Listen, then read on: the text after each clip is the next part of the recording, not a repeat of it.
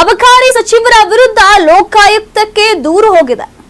ಅಬಕಾರಿ ಸಚಿವರ ವಿರುದ್ಧ ಲೋಕಾಯುಕ್ತಕ್ಕೆ ದೂರು ನೀಡಲಾಗಿದೆ. ಲೋಕಾಯುಕ್ತಕ್ಕೆ ದೂರು ನೀಡುವಂತ ಲಕ್ಷ್ಮೀನಾರಾಯಣ ಬಾರ್ ಪರವಾನಗಿ ನೀಡೋದಕ್ಕೆ ಲಂಚ ಕೇಳಿರುವಂತ ಆರೋಪ ಕೇಳಿ ಬರ್ತಾ ಇದೆ. ಸಚಿವ ತಿಮ್ಮಾಪುರ ಅವರ ವಿರುದ್ಧ ಲಕ್ಷ್ಮೀನಾರಾಯಣ ಅವರು ಈ ರೀತಿಯಾಗಿ ಆರೋಪವನ್ನ ಮಾಡಿದ್ದಾರೆ.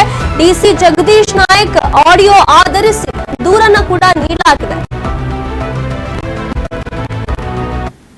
ಬಾರ್ ಪರವಾನಗಿ ಬಾರ್ ಲೈಸೆನ್ಸ್ ಅನ್ನ ನೀಡೋದಕ್ಕೆ ಲಂಚ ಕೇಳಿರುವಂತ ಆರೋಪದ ಮೇಲೆ ಈಗ ಅಬಕಾರಿ ಸಚಿವರ ವಿರುದ್ಧ ಈ ರೀತಿಯಾಗಿ ಲೋಕಾಯುಕ್ತಕ್ಕೆ ದೂರನ್ನ ನೀಡಲಾಗಿದೆ. ಲಕ್ಷ್ಮೀನಾರಾಯಣ್ ಎಂಬುವರು ಈ ರೀತಿಯಾಗಿ ದೂರನ್ನ ನೀಡಿದ್ದಾರೆ. ಬಾರ್ ಲೈಸೆನ್ಸ್ ಕೊಡಬೇಕು ಅಂತಂದ್ರೆ ಲಂಚ ಕೊಡಿ ಅಂತ ಕೇಳಿರುವಂತಹ ಈ ಒಂದು ಆರೋಪ ಏನಿದೆ, ಇದರ ಆಧಾರದ ಮೇಲೆ ಸಚಿವ ತಿಮ್ಮಾಪುರ ಅವರ ವಿರುದ್ಧ ಲಕ್ಷ್ಮೀನಾರಾಯಣ್ ಅವರು ಆರೋಪವನ್ನ ಮಾಡಿ ದೂರನ್ನ ನೀಡಿದ್ದಾರೆ.